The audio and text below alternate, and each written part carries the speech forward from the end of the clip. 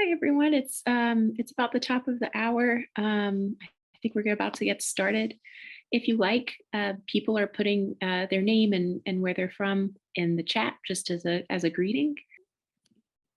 Here we go. So we'd like to start with a land acknowledgement. My name is Mary Lynn, and I'm coming to you from my office at the Center for Folklife and Cultural Heritage at the Smithsonian. So I'm very close to the National Mall in Washington, D.C. You're seeing a photograph of the mall here. And most of you probably know, but the United States Capitol is surrounded by over a dozen tribal nations that thrive along the Anacostia and Potomac River watersheds in the Chesapeake Bay area. In the states of Maryland, Virginia, and Delaware, and Washington, D.C. D.C. itself sits on the ancestral lands of the Anacostans, and their neighbors are also the Piscataway and the Pamunkey people who continue to live in this area and care for these lands today. Today, there's roughly 4,000 or more Indigenous people who call Washington, D.C. their home, at least temporarily, and we honor all of them. And thank you all for coming to this presentation. As I said, I'm Mary Lynn, and I am the Curator of Language and Cultural Vitality at the Center for Folklife and Cultural Heritage. I lived and worked for many, many years in Oklahoma. I still consider that my heart home. So it's good to see a lot of you coming from that area as well. And I will pass it to Haley Dardar. Hi. Halito, Chifyat Haley Dardar. Hi, my name is Haley Dardar. I'm a member of the Homo Language. I'm sorry, Homo Language. Rolling right into it. The United Homo Nation in South Louisiana, and I work on the Homo Language Project. It just flows out. But I'm also the Language Vitality Project Coordinator at the Smithsonian Center for Folklife and Cultural Heritage with Mary. So I'm really glad to meet everyone today. So today we're going to tell you a bit about what we do in this Language Vitality Initiative. But to get a better idea, it's good to kind of put the lens out a little bit and talk about what the Smithsonian Institution is as well, and some of the other ways that the Smithsonian may be able to help you. So the Smithsonian Institution is a very large organization. Many people think of just what we call the castle, the very old original building in the red stone that looks like a castle. But there's really 21 museums, galleries, gardens, and of course the National Zoo that has the pandas. Most of the museums are in Washington, D.C., but we also have one of the National Museum of American Indian in New York City, and we also have the really large building with all the rockets and everything in Virginia as well. There's 3 cultural research centers. One of those is the Asian Pacific American Center. Some of you who may be in Hawaii or Guam may know about APAC, as we call it. There's also the Latino Center, which is now shifting over to actually be the National Museum of the American Latino. So that will move up to the museum category soon. And then the Center for Folklife and Cultural Heritage that we're situated in, and we'll talk more about as we go along. There's also 8 international research centers, libraries, and archives. Some of you may be familiar with the Arctic Studies Center, which is housed in the Anchorage Museum, or partners with the Anchorage Museum. It's housed in Anchorage, Alaska. And then also the National Anthropological Library, which holds a lot of the language materials that have ended up at the Smithsonian in a variety of ways over the years. There's also 13 or more research programs, and one of those is Recovering Voices that we will also talk about as well as we go along. So you can see it's a really big institution, and we're a small part of it, but we feel like a very good part of it. So the center has we do several things at the center. One of them is the Folklife Festival. It started in 1967, so it's over 50 years old.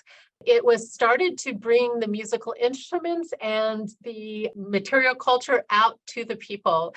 1967 was part of the cultural revolutions that were going on in the United States. And the secretary of the Smithsonian at that time really wanted to bring things out to the people. It was also a tumultuous time, the civil rights movement, AIM, a lot of things were going on. And so the Folklife Festival also started as a place for people to get together and talk about really important issues. So we have what is called the narrative stage, or stages, where we bring groups of people together to talk, and these are open to the public. Who is walking along the mall at the time gets to talk with people and ask questions as well. During the early years, there were quite a few. We concentrated on different states to have them present what their cultural heritage is. And at the same time, we also did most of the tribes, or at least geographical regions, cultural areas. And so the first 10 years of the Folklife Festival had a lot of Native representation in it. Cultural vitality is where we are under the Language Vitality Initiative. It's a relatively new part of the center. So the festival, in order to do the festival, we have continuing relationships with a lot of the people that come to present their culture. And so we wanted a way to really help some of those communities continue cultural heritage practices. In some areas of the world, even start cultural tourism that was responsible, that they had control over, and things like that. So the Cultural Vitality Program was started, and in that was the recognition that language is very, very important to keep cultural heritage alive, and also to keep people in some areas of the world from having to move into cities. If you keep your traditional economic system alive, you don't have to move into cities where language and cultural loss takes place a lot faster. And language was very important to doing that. So language became part of that initiative. We have research and education, which really feeds into cultural vitality and the Folklife Festival. And also we have Folkways recordings. So that's kind of our musical area. Folkways has the largest collection of world folk music. And it's also a record label. So if you know of really cool music that's happening in your community, the Folkways has been a record label that's really started out a lot of people who were not known before got their start at Folkways recordings. And then we also have the Ralph Rinsler Archives, which actually houses the archives for the Folklife Festival, for the Folkways and all of our research. So for example, in a Folklife Festival, everything will be recorded. So all of these early discussions with representatives from tribes in the 60s through like 79, 85, those are all recorded. And we were trying to get them all digitized, accessible, with really good information that comes from you all about really what's in there, who's really doing the talking and stuff like that. And we still do this today. So for example, last year, we had a Folklife Festival on the environment pretty much. And we had young people from Ani Dakota College come for a week, and all of their stuff is recorded as well in that archives. So I'm going to pass it on to Haley now. Yeah, and I want to talk a little bit about how cultural vitality, how language vitality, our program sits within this larger place of cultural vitality, which is in this larger place of the Center for Folklife, which is in this larger place of the Smithsonian. And the goal of this is to really kind of give you an understanding of where we fit in things before we start talking about some of the things that we're doing and that could be directly supportive or relevant to the work that you guys are working on. But to just finish off the frame, cultural vitality, within cultural vitality, there are kind of three different strains of work that are happening. First one is cultural industries. The goal of this project is to reinforce and develop existing community cultural practices. This is through trainings, workshops, apprentice programs, network building, and access to larger markets. Cultural industries project mostly focuses on tangible artifacts of crafts. The other program that's related is Mother Tongue Media. There's a lot of crossover between all three of these groups, but Mother Tongue Media tries to cultivate multilingual media within cultural organizations. So this is really trying to connect different groups and organizations that are trying to create media within their mother tongue or about their culture in the community, and trying to create a hub and a spot for people to connect on creating public and global expressions of their work. And kind of in between those two is language vitality. The goal of this program is to support Indigenous and minoritized languages and their communities, focusing on how what communities are requesting and what do they need, and how can we leverage Smithsonian resources or the general Smithsonian brand to support these different language communities and efforts like what you guys are doing with some of you guys are working on within ANA. Within language vitality, we kind of group things into 4 different strains of work, and we're going to give better examples of each one of these as we go along. And we're also, pretty open to new ideas. This project started in March of 2020, so it's coming up on its 3rd year here, and so it's really been a time to build this out, and we're really looking forward to seeing where this goes. The main project is to advocate for, scale with, and train Indigenous and minoritized language vitality practitioners. Within our training sessions, we like to try to partner to offer trainings on issues of language reclamation, specific skills, and cultural documentation. Our innovation kind of section, we're looking to develop scalable projects that could be used across different communities. So we're looking to see if there's any communities that are taking on unique and innovative ways to approach challenges that multiple communities are facing within the changing world, and developing and understanding those projects and researching them and trying to get them to the point where they can scale to support other communities.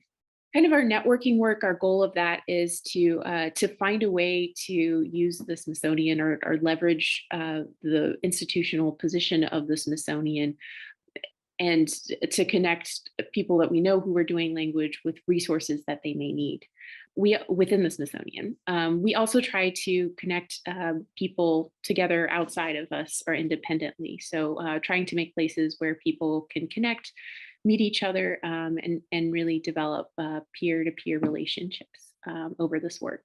And then finally, our advocacy work, we're trying to engage with majority language speakers on a local or a federal level to embrace unique voices and worldviews, and really advocating for additive bilingualism. I'm going to pass it over for Mary for this one. So we're going to now give you some concrete examples for each one of those. And if you haven't noticed already, we're color coded on the pink and Haley's the green teal color. So this is my slide.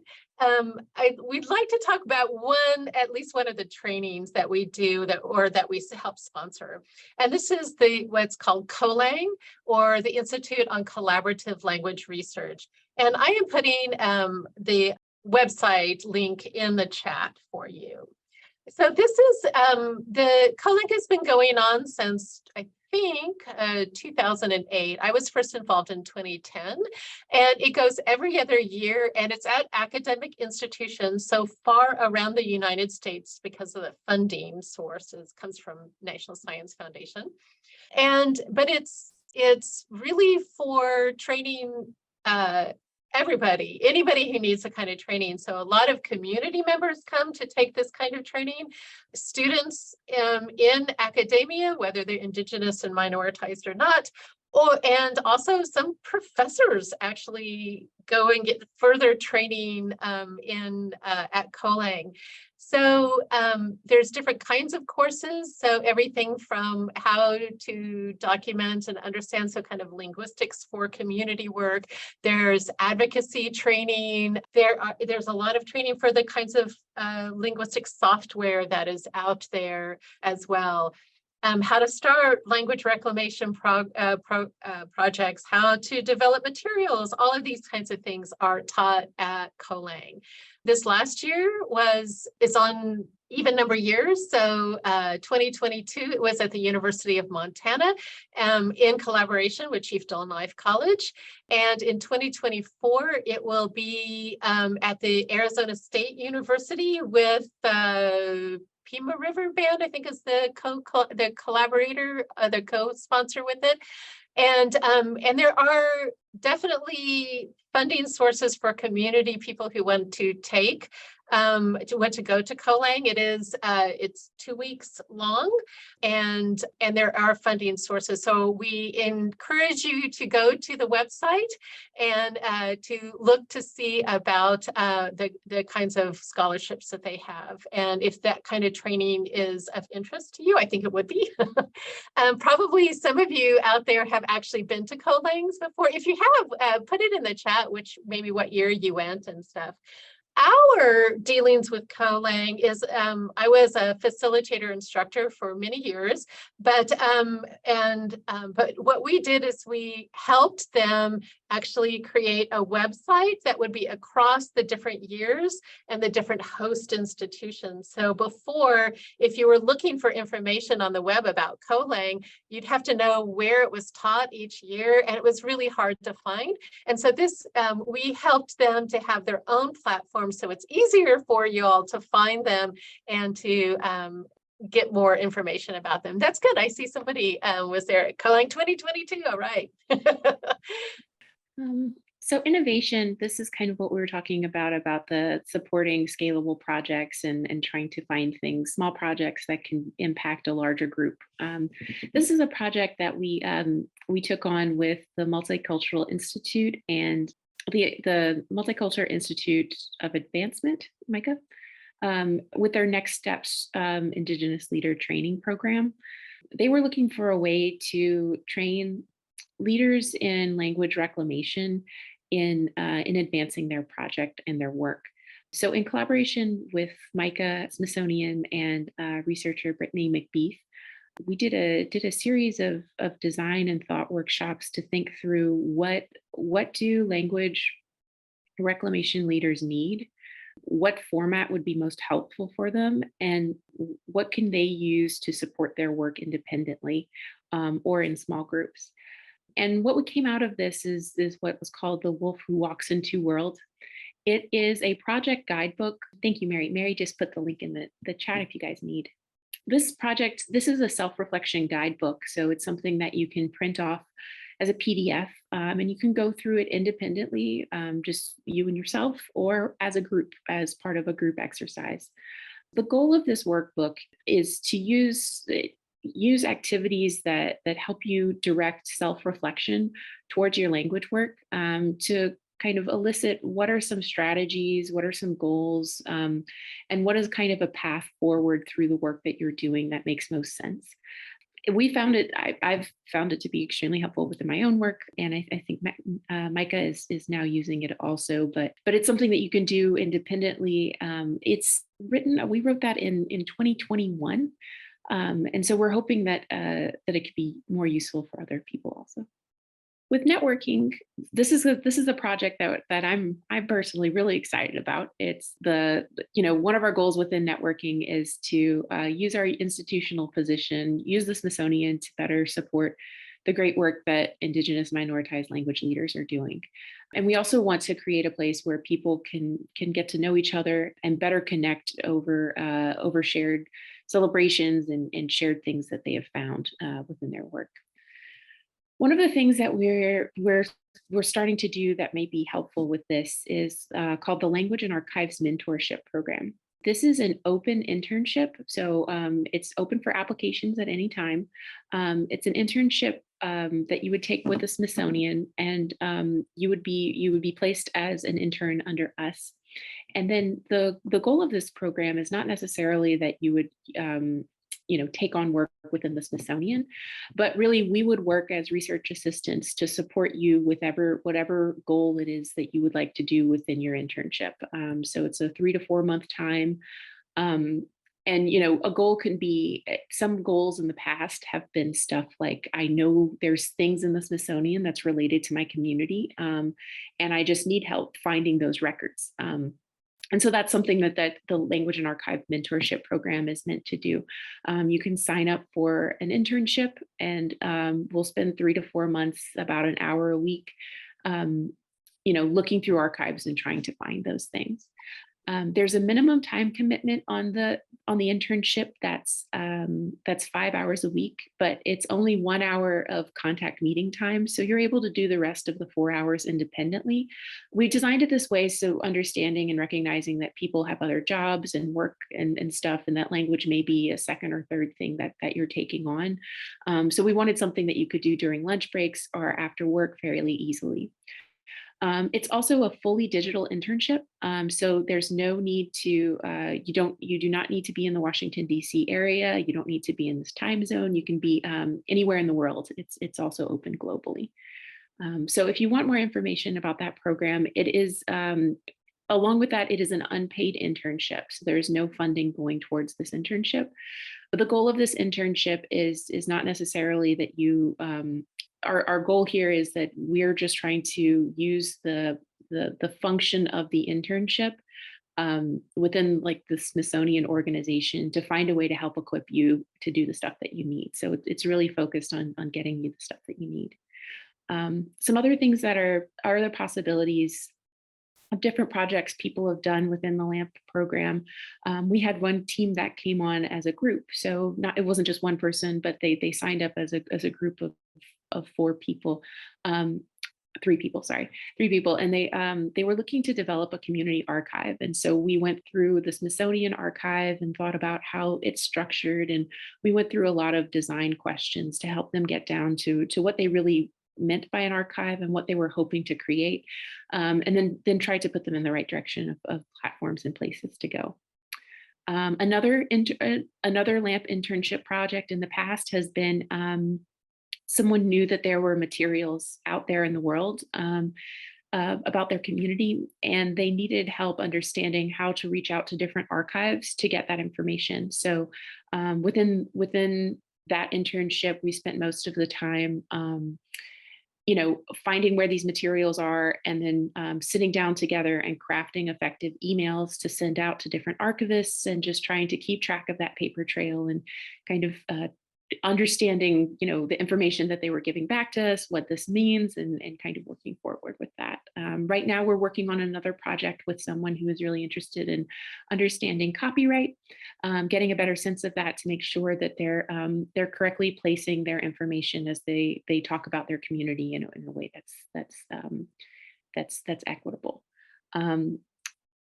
So yeah, it's really open for a lot of interpretation on that. So we're really excited to see where those go. I have to say, it's amazing. You get one-on-one time from Haley in investigating your questions. So I think it's a really great deal. The next part is the advocacy. We're not going to spend as much time on this because this is really trying to educate the general public. I mean, as part of a museum, as part of the Smithsonian Institution, part of the larger mission is to educate the general public.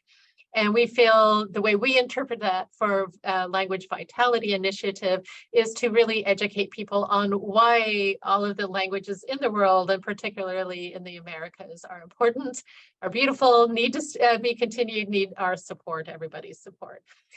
So one of the ways we do that is we have, our center has a magazine. It's an online magazine. It's called Folklife Magazine. And we've partnered with the Endangered Language Project, which is a collaboration between First Peoples Cultural Council in Vancouver, Victoria, excuse me, British Columbia, and the University of Hawaii. And we're working with them to have a series of short stories created by people who are actually working on language reclamation on the ground and how they do it and some of their challenges. Our first one came out, it's called the whole series is called A Stream of Voices, and our first one came out on Yasa Ebu, which is a language spoken in Cameroon and a youth program that a young man started there in Cameroon.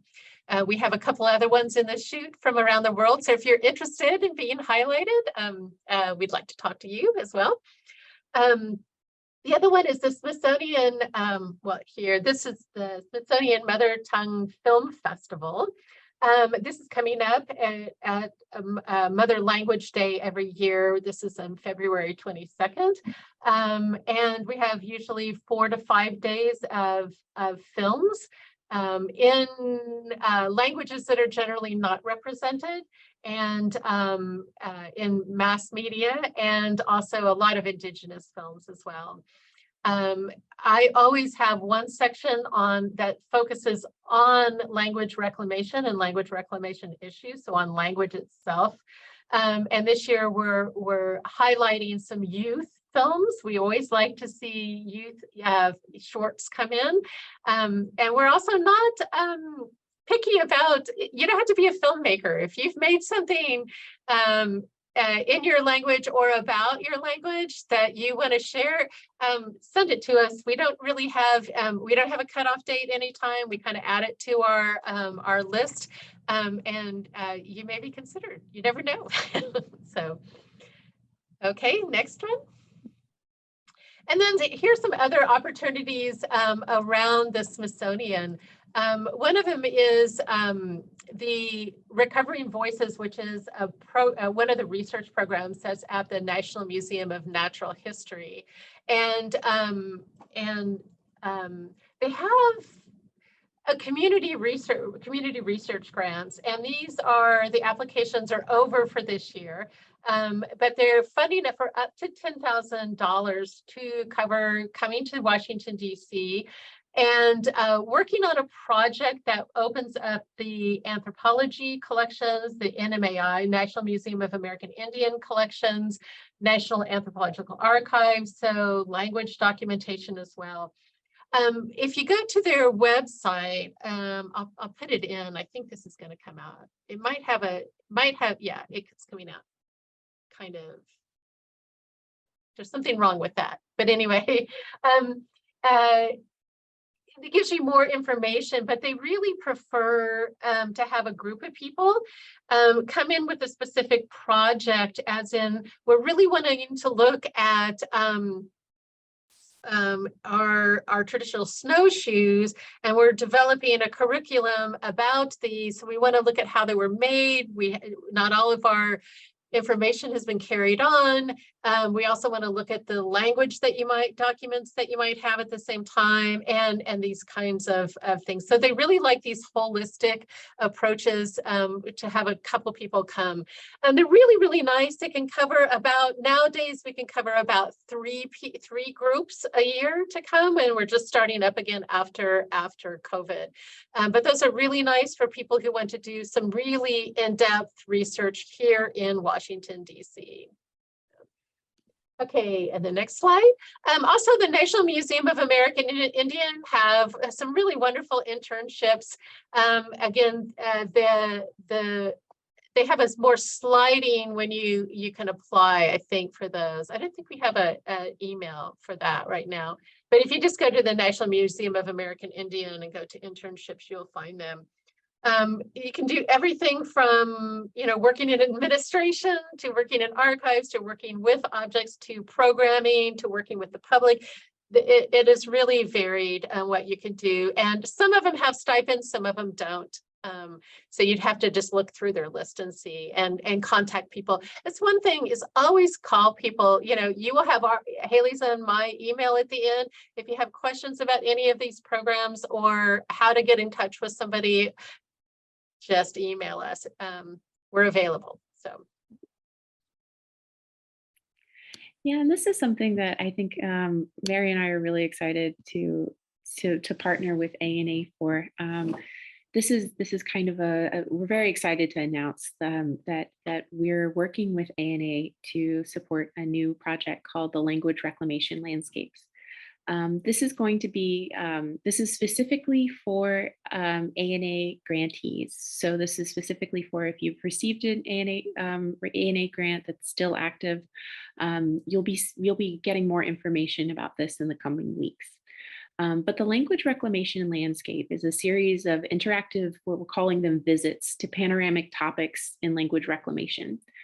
We wanted to create a place where, where we can have some online collaborative learning around different topics that everyone is addressing within language. Some of these topics, I'll go to the next screen to show you. And we're hoping that we're designing these to be more of chats and more of collective learning. So we'll have two panelists every month that will be, experts in the field that will be, kind of leading these discussions and will be there and present to answer any questions. Mary and I will also be there along with Carly Tex of ACLS to kind of go through and think about things and help problem solve on these different topics. But the goal is to not make a path through these as much as, make sure that we're supporting you guys and giving the information that you guys need, or the information that we can give you guys on these different topics. Is there anything else on that, Mary, that you wanted to highlight? Not really. I mean, I think some people may be on the call that may not get the invitation because these were developed specifically for some of the awardees. I'm forgetting the name, the American. Anyway, there's a new sub awardees of ANA, and so it was kind of developed with them in mind. Hopefully it'll go really well and we will be invited back and we can do it a little bit larger to other grantees as well. So thank you, Lucy. We're excited about it too. So one more point on this is that the first one is going to be February 16th. So they're coming up. So within the next week, your ANA representatives will be sending out a little bit more about this program.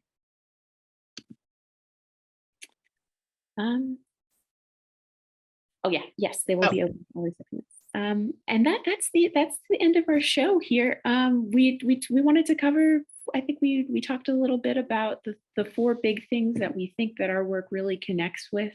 So that's the signing up for CoLang, if that's something that interests you guys. We talked a little bit about downloading the Wolf Who Walks in Two Worlds PDF for self-reflection, just to kind of get some journaling and strategy going for stuff. We talked a little bit about signing up for the Language and Archives Mentorship Program, if there's a project that you feel like you could get some direct help with. What else did we talk? Oh yeah, Mother Tongue Film Festival, if you want to submit anything, and if you feel like your community is doing something great that you want to celebrate and want to in written form, you can reach out to us for writing something. And then we talked a little bit about the updating of the new web series. And I guess with that, do you guys have any questions for Mary or me on what we've done? You can either unmute. I don't know if you can, or I don't know how this Zoom is set up, but if you want to unmute yourself and let us know, or write in the chat and we can read it out. Will this presentation be available after the Zoom? Will this recording be sent out? I believe that it will. That you may need to talk to Annie about this. When are decisions given from the LAMP program? The decisions for the LAMP. So the LAMP is a rolling internship program. It's 3 to 4 months, and you can apply anytime. It usually takes us about 2 to 3 weeks to process. Once you submit, it'll probably take us 2 or 3 weeks to read it, and if you're applicable, then get back to you and start scheduling things. Right now, the LAMP program is booked until the beginning of March. We're kind of full up with positions, but we can start anyone after the beginning of the March. if you're interested in applying, competitive, you're going to have to write, it's going to ask you a lot of questions, and feel free to reach out to me with an email directly if you're interested with that. And I can kind of walk you through this process. It's going to, applying for the internships is going through this, global Smithsonian system, which it's very easy to get lost in. So I got some tips and stuff to help you guys out to get through that a little bit easier. The main thing that we're looking for within a LAMP application is the personal statement essay. This is a 1 to 2 page document where you're really telling us what we're really interested in understanding is what community are you from, and what's the status of the language. What we're really interested in, the key point I think is where we make our decisions is how will the work that you're doing with LAMP support existing work that's already happening in the community.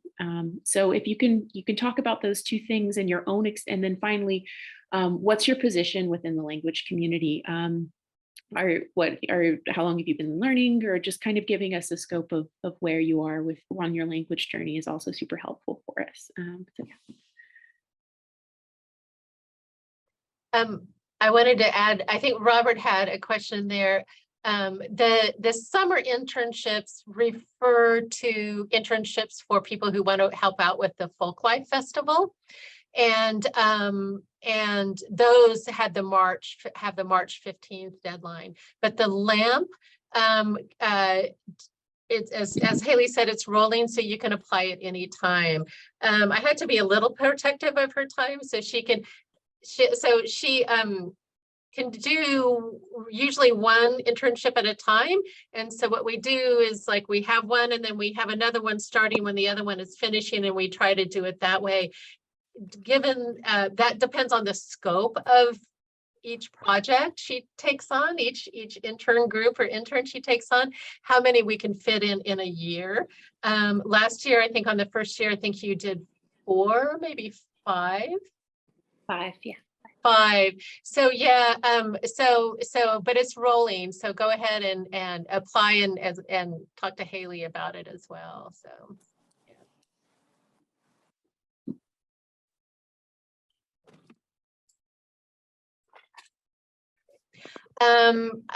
I think some people are asking about the link to the YouTube where these will be later. I think Mia will need to do that because we don't have that link. But I'm sure it'll get up there or be sent to you in your email. So yes, we only have emails for all the ANA recipients. So I'll try to find the link that will actually for the ACF YouTube page that it'll get. We have to make everything, because we're a federal agency, what's called 508 compliant. So basically, for visually impaired folks, they will be able to see the transcript. So once that process is complete, we can post it.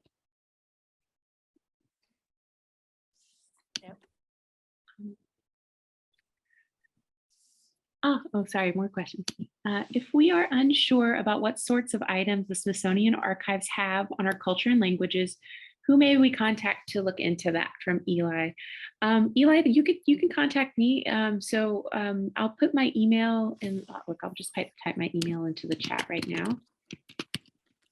So this is something, Eli, this is something that is a great project for a LAMP program.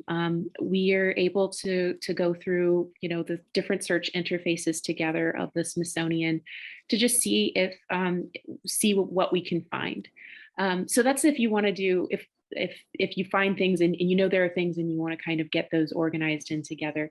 Eli, if you're interested and you're just not quite sure where to start, you're welcome. I'm open for everyone. If anybody wants to just find an hour one day, and I can help you guys do some searches to even just start to see if there's anything worth filling out a LAMP internship application to start looking at. So yeah, you can reach out directly to us, and then we can find some time to work together, or if we do find something, it'll be a bigger project. But if you don't want to talk to us, that's also great. There's if Mary, do you want to talk a little bit about the? It's not that you don't want to talk to us. If you're very comfortable with search engines and stuff, I did put the kind of the general first place to start when you're looking in Smithsonian collections. And it's fairly easy to use. And it also, for those of you with more experience, you can go in and you can say, like, I'm looking for Ponca materials, language materials, any kind of recording. You can tailor it down. Because if you just put in, for example, Ponca tribe of Oklahoma, you're going to get a huge amount of stuff probably. But that is a place to start if you're just curious. But yeah, actually going in and really digging and seeing what's in those and stuff. You can contact, if you're looking at the thing about the Smithsonian is we're trying to show is that it's really spread out. Like you could go to an archivist at the National Anthropological Archives. They're horribly understaffed. So it may be a while before they get back to you. But that might not be where this stuff is actually held. It might be someplace else. So that's one thing about the LAMP program, or asking Haley, like, we can kind of like help you out with this process.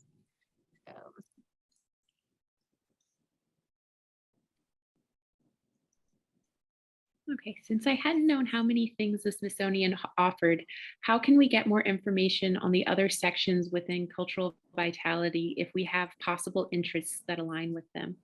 Are you talking about, do you want to talk a little bit more about that? Or, another way is just send us an email and then I can connect you guys and maybe we have a conversation and I can connect you with I'm not sure if you're talking about cultural industries or Indigenous media, but if you just reach out to us, then I can try my best to connect you to either of those things if you like, Eli. We also have a few minutes. I know there had been a request before to kind of show our webpage and kind of show how to navigate. So we can get off of this, and Haley, if you want to put up the maybe start reading with Folklife. Okay, sure. Yeah.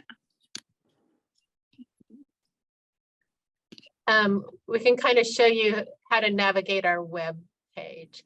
Yeah. And again, like if you Center for Folklife and Cultural Heritage has one web page. The National Museum of American Indian has another web page. They are not connected, okay? And the National Anthropological Archives has another web page. They are not connected. We're all our own entities, so that's another problem. But anyway, this is if you remember Center for Folklife and Cultural Heritage, and that's all you remember, you can get to our department's main page, and this is what it looks like. And feel free to reach out to us if you get lost. We're happy to help you guys. So if you go to this, if you type in CFCH or Center for Folklife, you'll end up here. If you scroll down here, you can see all of some of the great things that we do. You can either click on here to get there, but I find the best way to get to our site is up here. If you go to the hamburger at the top right, and you click that drop down, it'll show all the different departments of the Center for Folklife and Cultural Heritage. So we're under cultural vitality, and then right here you'll find language vitality. And if you click here, this has a lot of information on it. It kind of gives us our spiel on what we do. It also gives all of our email addresses and our contact information if you want to reach out to some of us. Kind of gives a concept of what we just talked about a little bit. And then if you scroll down to this project area, you can see a little bit more about each one of the projects that we're working on. We're doing more projects than we mentioned today, and we'd love to have enough time to talk to you guys about these and mention more things, or we'd love for you guys to just see our site and go check out what we're doing. But yeah, so this is how you would find things like the stream of voices, that we talked about a little bit earlier. We also have a link to the Wolf Who Walks in Two Worlds to download that. So yeah, do you have any other questions? Thank you, Jeremiah. That's nice. Yes, I've done this a couple times before at Mia's request, and it's always nice to have contact with y'all and kind of share what we're doing, because people don't know. And There's a lot out there nowadays, and it's hard to sift through everything. So it helps if you have faces with names and kind of have a better understanding. So it's our pleasure. Mia, did you have any questions for us or something that you would like us to further cover within this presentation? Nothing specific. Just want to thank you for this presentation. My mother spent 40 years working for the Center for Folklife and Cultural Heritage. And I knew about these resources, but it didn't click to me until we had an American Rescue Plan meeting that I was like, oh, wow, we've got just down the street a lot of resources and knowledgeable people who can help our tribes and Native organizations preserve their languages. So that kind of propelled into this upcoming series that we're going to be doing over the next 8 months that we're really excited about. So we really want to help all of our recipients engage and learn from each other, as well as develop their own internal abilities to do this native language work rather than having to defer to outsiders, because we want to build capacity. So thank you all for getting us started with this. I'm seeing in the chat, Camille asked the question, who can I reach out to for photo research? I'm assuming that what you're asking there is you're trying to find research, you're trying to find photographs within the Smithsonian about your community or a topic of interest.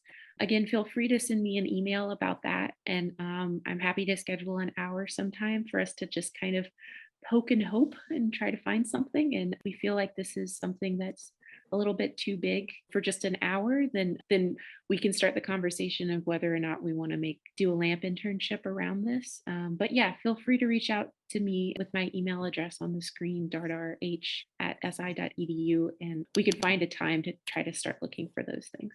Charmaine Baker is on. She was part of, I think, the 2019 National Breath of Life. So she came here, and among many things I think that she found were historical maps that were very important to her and her people in reclaiming those. Yeah. So you never know what you're going to find, and it's all very important.